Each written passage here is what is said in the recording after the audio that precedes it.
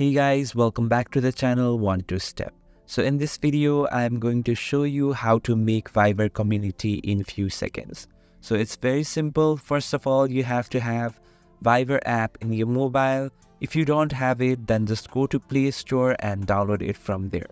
But if you are using iOS, then go to App Store and install it from there. So here I have already downloaded my Fiverr app and logged into it. So just click on the Fiverr. Right after that, you need to go to the note icon, which is in the top right corner. Just click on this purple sign. And here you can see in the top new group or community. So click on new group and community to create community or a group, and just select a person here.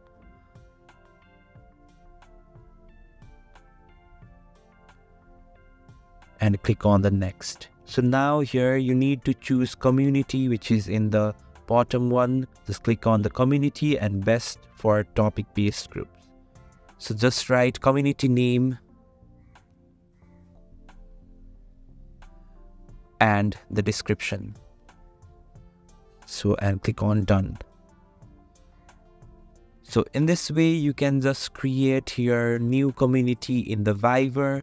So thanks for watching the video. If you find this video helpful, please subscribe the channel and do not forget to hit the like button.